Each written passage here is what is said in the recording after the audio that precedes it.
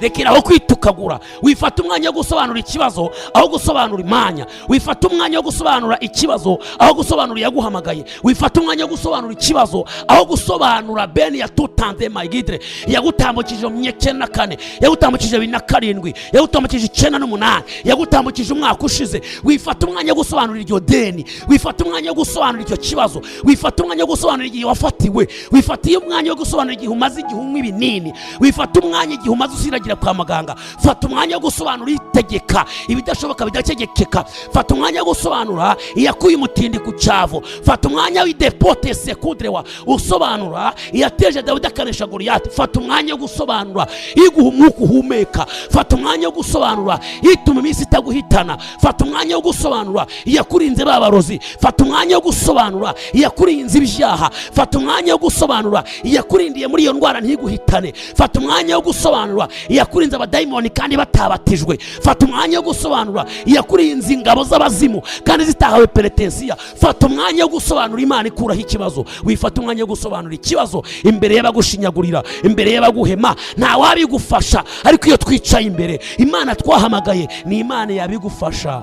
Uranyumvisha uvuye ngo uyu munsi ndabona Imana ngo yaduhaye iryo humure ryo mu ijuru ngo kugira ngo duhumurize abari mu makuba yabo bose. Ngo icyo gihe twari mu nyanja twenda nko gupfa, ngo turiheba, ngo twumva ko tugiye gupfa birangiye, ngo ariko Imana iraseruka, Imana iragaragara, ngo idukiriza kugira ngo tutiyiringira imbaraga zacu. Dore Imana ije kugukiza kugira ngo utiringire imbaraga z'umugabo, ije kugukiza utiringire imbaraga z'ibyo wizeye, ije kugukiza ngo utiringire imbaraga zawe. Imana ije kugukiza ngo utiringire imbaraga za wundi. Niyo mpamvu ukaba wumva amagambo yashize ivuga nizo ntangiriro z'amagambo y'Imana. Muna nikotandiri baradro de sandema, mu mpera z'imbaraga zawe nyinshi n'abakomeye bakabaye bagufasha bamaze kumanika amaboko. Niryo tangiriro ry'urutoki rusa rumwe rw'Imana. Nusoma igice 8 mu Kuva ngo Imana yakoze igitangaza. Abakonikoni bagiye mu mupfumu bwabo ngo barebye mu byabo barabanga ibingibi si bisanzwe, ngo ahubwo n'urutoki rw'Imana. Uyu mugoroba Yesu agira ibintu acecekesha ku buzima bwawe. Yesu agira ibintu acecekesha ku buzima bwawe. Imana ikumpera umugisha. Hanyuma ngo Yesu abwira abigishwa, abwira ababyeyi, abwira abanyumva, abwira abumva ikinyarwanda. Mariko igice cya 4 umurongo wa 35. Ndasoma kuri uwo munsi bugorobye arababwira ati twambuke tujye hakurya. Basiga abantu bamujyana mu bwato yahuzemo, kandi hari n'andi mato hamwe nabwo. Nuko ishuheri y'umuyaga iraza, umuraba wisuka mu bwato. Bigeze aho bwenda kurengerwa, yari asinziriye aryamye yerekeye ibwerekeza, yiseguye umusego. Baramukangura baramubaza bati mwigisha, ntubyitayeho ko tugiye gupfa? Akangutse acyaha umuyaga, abwira inyanja ati ceceka utuze. Umuyaga uratuza, inyanja iratungana rwose. Arababaza ati ni iki kibateye ubwoba ntimurizera? Mbwira ijambo, ni iki kibateye ubwoba ntimurizera? Aya makuru dusomye ni amakuru y'abigishwa bonyine cyangwa intumwa 12 zonyine. Ubundi Yesu yagiraga ibyiciro bibiri, abo yitwa abigishwa. Abigishwa bari abantu yarimo guteuza, ndetse muzabasoma mu gice cya Luka gice cya 10 uzabasanga bari abantu 70. Ariko hakaba izindi ntumwa zihariye 12. Izi nizo yameneraga amabanga akazibwira ibyo yavuze mu migani, kandi aba niba kenshi yakunda gutestinga mu bice bitandukanye. Abo nawe yicazaga nijoro akababwira ngo mwumva banyitande. Aba niba yatoranyijemo abantu, umwe muri babagira Petero, haravuga ngo itorero rizubaka kuri wowe. Aba ni bamwe yatoje kandi abasigira impano ikomeye yitwa Mwuka Wera, ndetse abasigira n'indi ikomeye yo kugarura abantu kuri Kristo. Natwe bitugezaho barabidutoza. Rero aba ni abantu yafataga rimwe na rimwe akabereka iby'imbaraga ze, cyane ku byaremwe, cyane ku bihumeka, ku bidahumeka n'ibindi bigiye bitandukanye. Aba ni abantu yari azi neza amazina, azi karagitere zabo, azi n'icyo bazamugezaho, azi n'icyo bazakora. Kandi aba ni abantu bari abantu badasanzwe imbere ya Yesu, kuko bari abantu bamubaga hafi. Mwibuke ko agiye kujya mu ijuru yaravuze ngo nimwe mwagumanye nanjye, ngo mwihangana nanjye ibyo nageragejwe byose. Ndakwifuriza kuba umuntu w'igiciro imbere ya Yesu. Muri aba 12 kandi harimo abandi bantu bitwa inkoramutima zari 3. Hari yitwa Yohana, hakaba yitwa Yakobo, ndetse n'iyitwa Petero. Aba ni abantu yazamukanaga agiye kwereka ibyikundi y'umutima we. Wibuka igihe yazamukaga umusozi witwa Tabora, yarazamutse ageze hejuru ngo arabagiranya abereka iby'ubumana bwe. Hanyuma ngo abonekerwa n'uwitwa Eliya ndetse na Mose ku musozi. Aha bituma Petero avugishwa, aravuga ngo reka uyu munsi twubake ngo ihema, ngo ribe iryawe, ngo ndetse ribe irya Mose, ribe n'irya Eliya, twebwe turaba turi hanze. Rero yarabonye ubwiza butangaje kuko uyu munsi yarabiyeretse.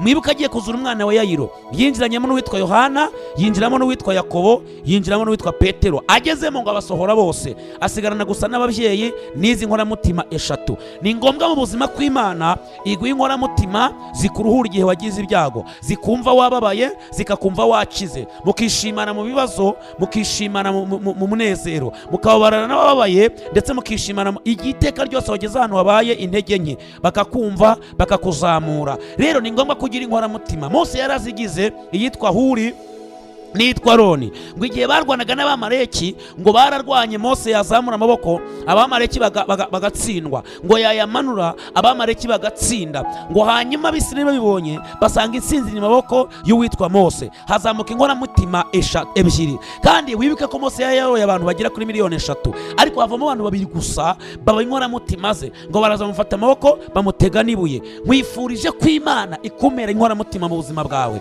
Ndagusabiye muri uyu mwanya Imana kumera inkoramutima. Ndabizi ko ufite abantu benshi, ndabizi ko ufite abantu bagukurikirana, yewe kuri status barasoma, WhatsApp baragusubiza, yewe ufite amagroupe menshi kuri WhatsApp, ufite abantu benshi baguhamagara, abakwita sheri, abakwita n'abandi mazina meza, baswiti n'abandi. Ariko muri abo bose Imana ikuremo w'inkoramutima, ikuremo umuntu ubabarana nawe mu gihe cy'ikibazo, ikuremo umuntu ukumva mu gihe cy'amakuba n'ibyago.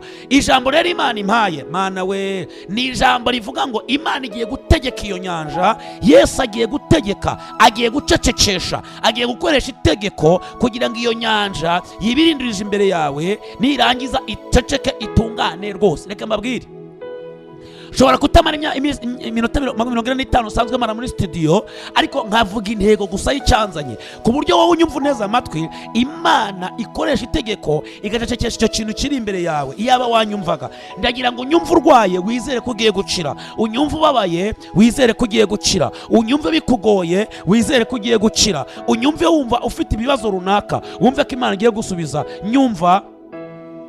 Wumva ko amakuba n'ibyago bigiye kurangizwa n'itegeko rya Yesu. Mana we, ndumva neza ko hari ibintu bigiye kuba, kandi amateka yawe agiye guhinduka muri uyu mugoroba. Numva rero Yesu afata muri za ntumwa 12, arazifata ngo azijyana ku bwato, ngo muri uwo munsi bugorobye, hari igihe bujya bugoroba mama, bukagoroba papa, iwawe bukagoroba umwijima ukaza utawuhamagaye pe, umwijima ugafata umugabo, umwijima ugafata umugore, bakakwijimana, inshuti zikakwijimana, abantu bakakwijimana neza, amafaranga akakwijimana, inoti ya 5 ukayibagirwa, n'iya 2 yewe ikakwijimana, ikagenda ugasigarana kuri za 500, ugasigara ku 1000, ibintu bikakwijimana, umubiri urakwijimana, ukakubabaza, ukakurya ku buryo wibaza icyo wavukiye. Muri uwo munsi rero buragoroba, bugorobye Yesu arimenya ko bugorobye, abwira abigishwa, arababwira ngo buragorobye, ni ngombwa ko twambuka, kandi nitumara kwambuka tugere hakurya. Hanyuma mu mugendo wagiye utangira, Yesu yagiye akubwira ko ari kumwe nawe, aguha amasezerano akubwira ngo tuzagirana hakurya, aguha amasezerano akubwira ngo amateka yawe azahinduka. Aho wicaye nzi ko ufite amasezerano, ariko ibyago byaraje kandi Yesu muri kumwe. Umva impamvu ibyago byaje, ntega amatwi witonze. Icya mbere ni ukugira ngo Yesu wumvanye abandi umushyire hasi. Yesu wasomye mu bitabo umushyire hasi, ahubwo ni ukugira ngo uzavuge Yesu wiboneye ubwawe. Uzi impamvu kwa nyoko ko baguhindutse? Uzi impamvu umugabo cyangwa umugore yaguhindutse? Uzi impamvu za nshuti zagutaranze? Uzi impamvu uwo mubiri waguhindutse ukaba wabuze uko wigera? uzi impamvu wumva wiyanze ukaba wumva ushaka gupfa? Yesu aragira ngo utazavuga Imana wumvanye Eric gusa, utazavuga Imana wumvanye abandi, ahubwo uvuga Imana wiboneye ubwawe. Imana wiboneye ubwawe igira imbaraga. Yesu wiboneye ubwawe agira imbaraga kuruta uwo wasomye. Yesu wiboneye ubwawe agira imbaraga kuruta uwo wumvise. Kuko nubwo umuntu yaguca umutwe uravuga ngo urawunciye ariko naramubonye, ikintu wahagarara ukaba wanakirahira ni ikintu kiba kinjiye mu maraso. Yesu aragira ngo akwiyereke mu mbuga iwawe. Mana we, Yesu aragira ngo akwiyereke muri uwo mubiri. Yesu aragira ngo akwiyereke muri abo bana. Ndagira ngo unyumve, iyo miryango wiyikondana, umugabo wimukondana, uwo mugore n'abo bana wibakondana, uyu mubiri wigukondana, Yesu aryamye muri wo, yawuretse gusa kugira ngo agire ubuhamya bushya kuha. Yawuretse kugira ngo umurabuze amateka ahinduke. Ndera mbabwire ngo uyu muraba waje muri iyi nyanja Yesu yawugizemo uruhare. Taniko sandema, hari ibintu Yesu agiramo uruhare kugira ngo umenye imbaraga ze. Hari ibintu Yesu agiramo uruhare kugira ngo umenye ubushobozi bwe. Yaba wanyumvaga ngo uvuge ngo amen. Hari ibintu Yesu yemera kugira ngo ubone imbaraga ze, kuko mu mpera z'imbaraga zawe ni mu ntangiriro z'imbaraga z'Imana. Mu mpera z'icyerekezo cy'amaso yawe ni mu ntangiriro z'icyerekezo cy'amaso y'Imana. Ini tutasikodidre, mu mpera z'amagambo yawe ukaba wumva amagambo yashize ivuga, nizo ntangiriro z'amagambo y'Imana. Muna nikotandiri baradro de sandema, mu mpera z'imbaraga zawe nyinshi n'abakomeye bakabaye bagufasha bamaze kumanika amaboko, niryo tangiriro ry'urutoki rumwe rw'Imana. Nusoma igice cy'umunani mu Kuva ngo Imana yakoze igitangaza, abakonikoni bagiye mu mupfumu bwabo ngo barebye mu byabo barabanga ibingibi si ibisanzwe, ngo ahubwo n'urutoki rw'Imana. Uyu mugoroba Yesu agira ibintu acecekesha ku buzima bwawe. Yesu agira ibintu acecekesha ku buzima bwawe. Imana ikumpera umugisha. Hanyuma ngo Yesu abwira abigishwa, abwira ababyeyi, abwira abanyumva, abwira abumva ikinyarwanda, abwira abamwemeye bose n'abumva izindi ndimi, arabwira ngo nimunkurikire ducuke tujye hakurya.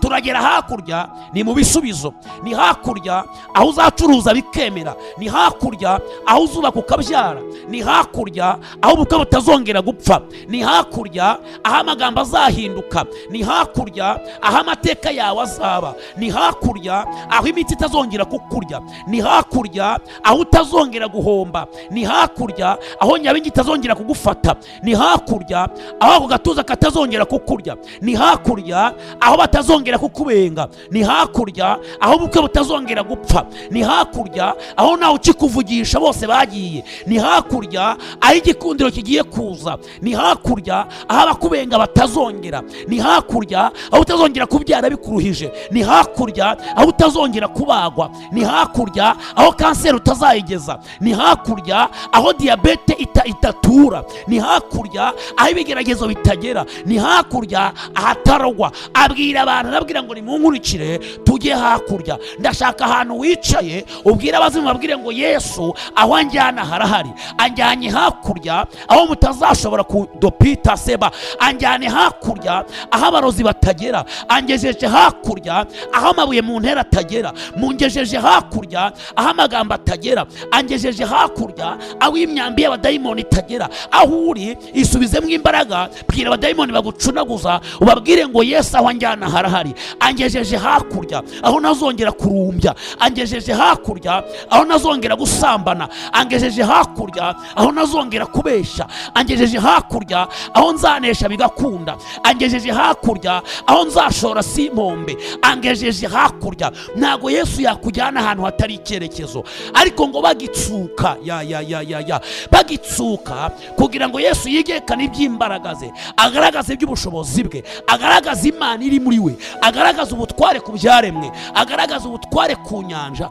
agaragaza ubutware ku bidahumeka, agaragaza ubutware ku rupfu, agaragaza ubututandi pandosara. Yesu ndamwinginze muri uyu mugoroba nagaragaza ubutware ku rupfu ku buzima bwawe, nagaragaza ubutware kuri nyabingi ku buzima bwawe, nagaragaza ubutware kugira ngo bugaragaze abacecetse gato. Reka munyumve neza, ntabwo ari abantu bose Yesu yigaragarizaho imbaraga ze. Ndasubiramo kuko sinibeshye, ntabwo ari abantu bose Yesu yigaragarizaho imbaraga ze. Igihe uzabona Yesu yakuretseho akanya gato, menya ngo uri umutoni imbere ye. Ndasubiramo ntabwo nibeshye.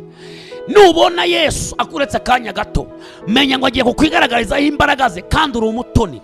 Mu bantu 70 Yesu yatoranyijemo 12 abereka iby'imbaraga ze. Bari abatoni imbere ye, niba yahishuriraga iby'amabanga, kuko amabanga ubitse banzu yahereho, ibintu bitse bya Yesu banzu bihereho, rya jambo akubwira mwiherereye, ya masezerano ugendana, sinemporte si umuntu wari we wese Imana yerekaniraho imbaraga ze. Umva, niwe Yohana yavuze ngo yaje mube ntibamumenya, ngo kandi aje mu bye ntibyamumenya, ngo ariko twebwe abamwemeye tukizeza izina rye yaduhaye ububasha, aduha ubushobozi, ngo ubu turi abana b'Imana. Byakomera turi abana b'Imana, byaba bibi turi abana b'Imana, ibintu byagenda turi abana b'Imana. Ni ngombwa ko aho Imana izategekera amateka azahinduka. Ni umuntu Imana wamaze kwemera imbaraga ze, akemera Kristo, akemera Yesu umwami n'umukiza, agafata icyemezo akavuga ngo mvuye mu byaha, ngiye kuba muri Kristo iteka, nemeye umuhamagaro. Ibyo nari ndangariyemo uyu munsi ndabikwebye, ibyo nari ngiyemo uyu munsi ndabikwebye, ngiye gushyira gusa imbaraga zanjye muri Kristo,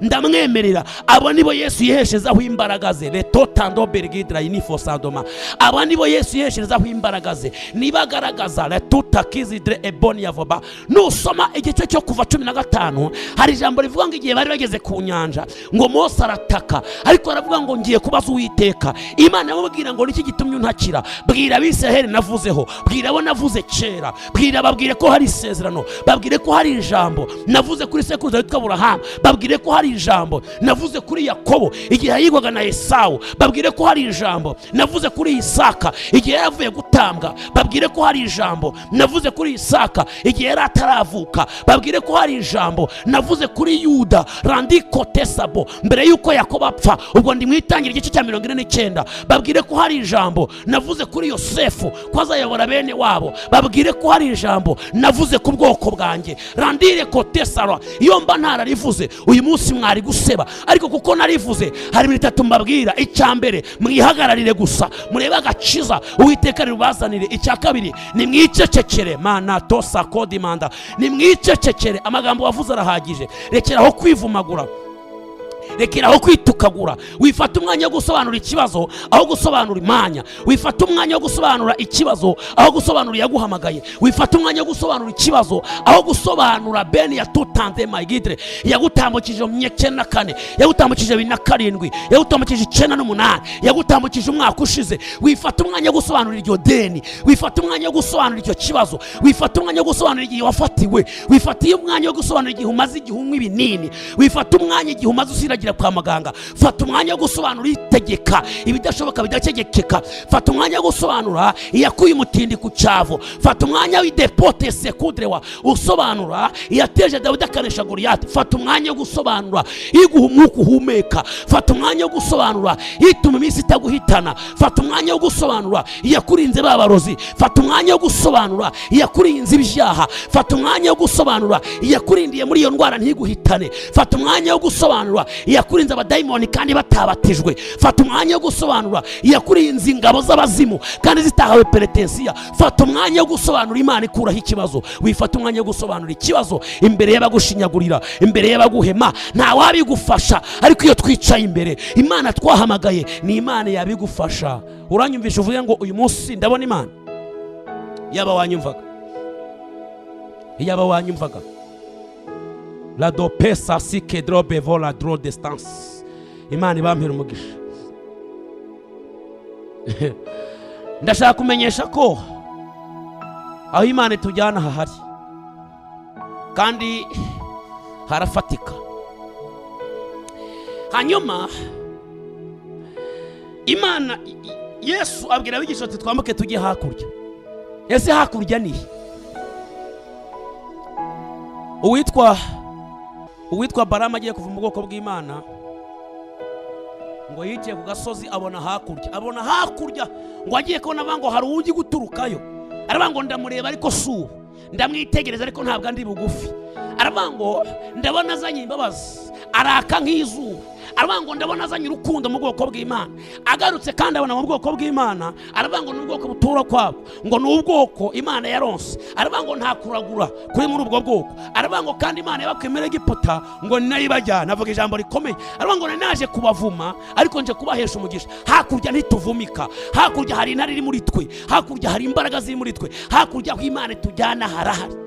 Igitambika icyo ari cyo cyose Imana iratujyana hakurya. Wanyumva ukavuga ngo amen. Hanyuma Yesu aravuga ngo tujye hakurya, numashaka kugera ku musozo tugende kandi tuzagerayo. Ngo bagezeyo dayimoni ziritambika, ngo bageze mu nyanja mu bwato, Yesu araryama arasinzira kubw'imbaraga yari yizeye. Bati niyashaka haze kabutindi ntacyo zimbwiye. Ariko uyu munsi nashaka kwigaragaza muri aba bakozi b'Imana banjye, muri aba bagaragu banjye. Yesu araryama yerekeye ibwerekeza. Wikwivovota ngo Yesu yaragutaye, aragira ngo akwerekeho imbaraga. Kandi werega bura ntukanishimire ko usaba isukari Yesu agahita aguha isukari. Ahubwo ujye wishimira ko usaba isukari Yesu akaguha imodoka. Ujye wishimira ko Yesu umusaba isukari akakubwira ko ari kumwe nawe. Ujye wishimira urukundo Yesu agukunda kuruta ibyo aguha. Ujye wishimira kuruta uko akwegereye kuruta ibyo yaguha, kuko hari igihe abiguha atari impamvu zo gukunda, ahubwo ari impamvu zo kugira ngo utamucika.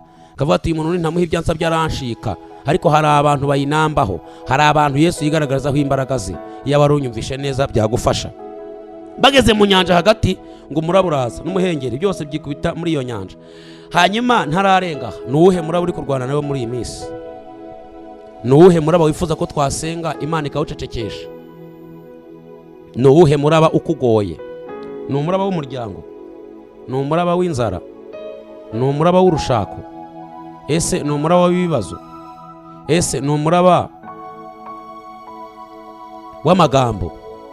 Ni umuraba se Mana we, ni umuraba w'iki? Aho uri nyemerera watura izina ry'umuraba, kuko umuraba uzutawuhamagaye. Aba bantu bari bazi ko bagiye hakurya, ariko ndashimira Imana ko bazagerayo. Uyu muraba uzutawuhamagaye, kandi dore igituma umuraba uza nuko aho ujya ari hazima. Uyu muraba uva aho uvuye. Uri muranyumva? Nyumva neza.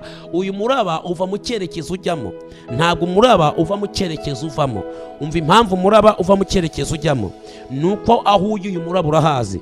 Uyu muraba uvuyeyo, uyu muraba uzi ibyiza byaho. Ni ngombwa ko umuraba uza ukagutangira, ariko uyu muraba upfuye kuza gusa, n'uyu muyaga upfuye kuza gusa. Ibintu bikirindukanye gusa bitazi uwo muryamanye, bikibirindukanye bitazi uwo muri kumwe, bikubirindukanye bitazi uri iruhande rwawe. Lete sadoba, bikubirindukanye bitazi uwo mwicaranye. Uwavuganye nawe ntago bimuzi, ndetse n'uwakubwiye ngo tujye hakurya ntibimuzi. Byibeshye ko abantu muri kumwe ari abantu b'inyama n'amaraso. Byibeshye ko uko wari urejo n'uyu munsi ari kuri. Byibeshye ko watangiye ko umeze uko bari bakuzi ucinywa inzoga, uko bari bakuzi ujya usambana, uko bari bakuzi uri indaya, uko bari bakuzi muri za ngeso mbi, uko bari bakuzi utoroka ishuri, uko bari bakuzi uri ikirara, uko bari bakuzi utumva, uko bari bakuzi kera. Uwitwa Mbonyi yararimbye aravuga ngo nyamara njyewe narahindutse, yampinduye izina rishya, ampirindi izina, yampinduye ingeso, amikindi cyerekezo. Abadayimoni bibeshe ko uko wari ureje ataraguhamagara Yesu uyu munsi ariko bikimeze.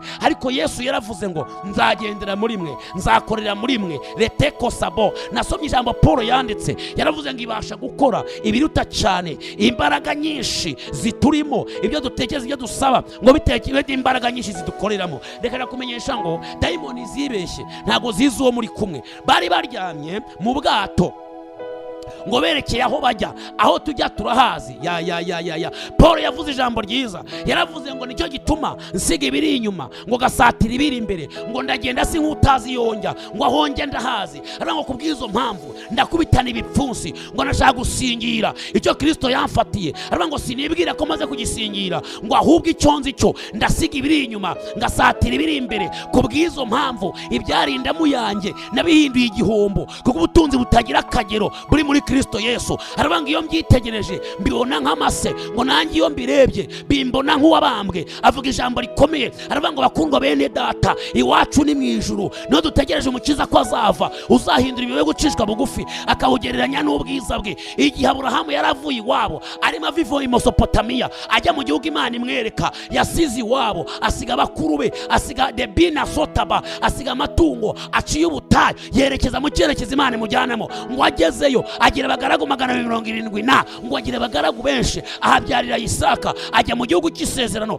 ngo aba umutunzi, aba umukire, ngo afukura amasoko 3, rimwe baritonganiraho, irindi bararimutukira, ariko Imana imuha iryagutse ryitwa Rehoboti. Hakurya habiriba, hakurya haba isoko ryitwa Rehoboti. Haranira kujya hakurya, haranira kwambuka, siga ibiri inyuma, zatira ibiri imbere. Iyo umuntu ari mu masiganwa ntago yita ku nduru, ntabwo yita ku basakuza, ntabwo yita ku bafana, ntiyita ku bamuca intege, asiganwa kugera ku karongo ka nyuma, asiganwa kugera aho igihembo kiri. Niwita ku bafana ntabwo uzakira igikombe, niwita ku bagusakuriza ntabwo uzakira igikombe, niwita ku bavuga ngo komerezaho ntabwo uzakira igikombe. Nurangarira ku bagusakuriza, nurangarira ku baguca intege, ugafata umwanya wo gusubizanya nabo, ukiyama bagututse, ukababwira kuri imfura, ukababwira ko gutuka bakurenganyije, uzatakara abandi bazagucaho. Umva, siga ibiri inyuma, wikwita ku rusaku, wikwita ku gapando, imbere hari igikombe. Yesu arabwira ngo tujye hakurya, mwe kwita ku muraba, mwe kwita ku rusaku, muryamanye nanjye ntibyamwimwa byibashisha, ariko uwo muri kumwe afite imbaraga